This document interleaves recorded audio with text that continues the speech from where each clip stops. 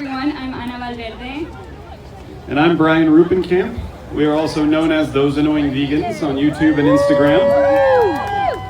We also co-organize the Cow Vigil and the Chicken Vigil for LA Animal Save.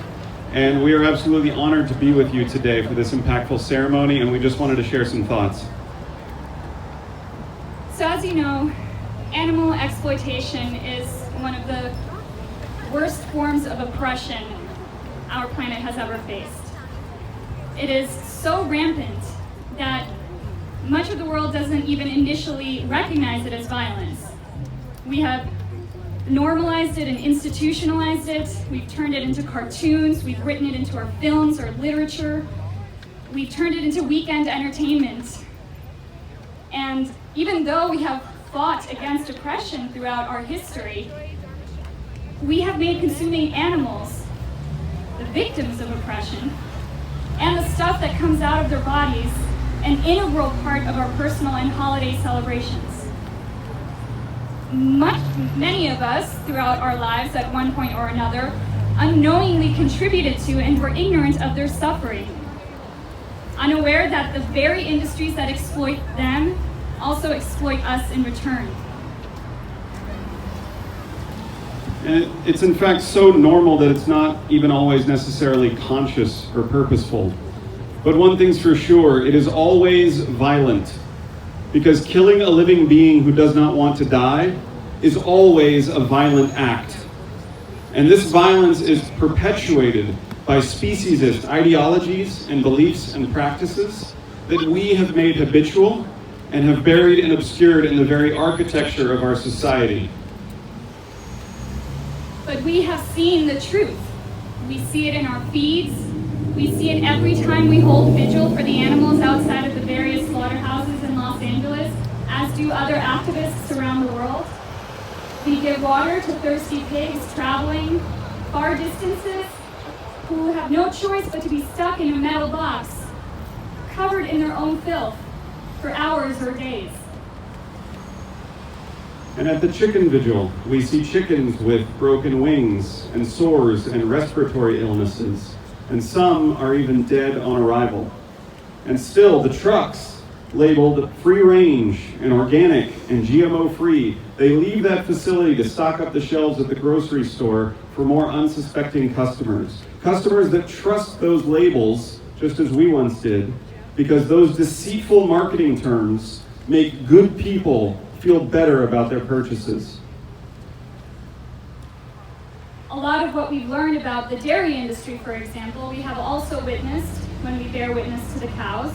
We have seen the waste bins full of fetuses, because we have learned that it's not uncommon for dairy cows to be pregnant when they arrive at the slaughterhouse.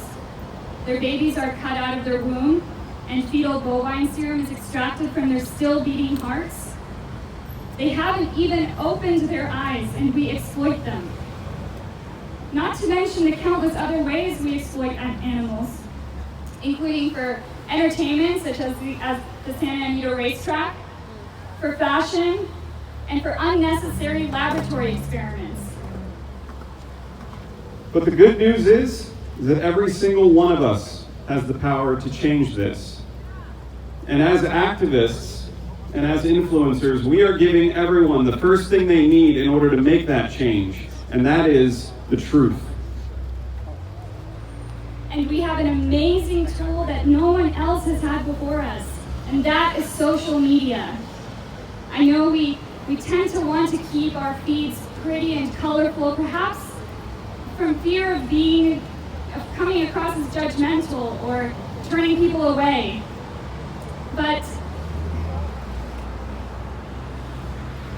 social media has the power to reach the farthest corners of the world. We must use it to show people the truth. We must use it to fight for the victims. We must use our voices. After all, we are vegan for life, not for likes.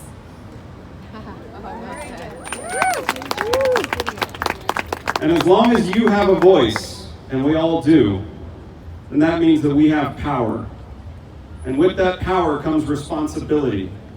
And the animals, they certainly don't care about trivial differences between us, like what we look like or how we identify. The only thing the animals care about is their freedom.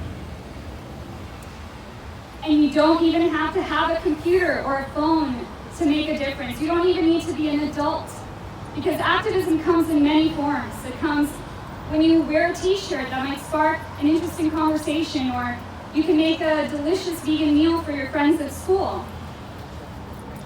Activism is what the animals need.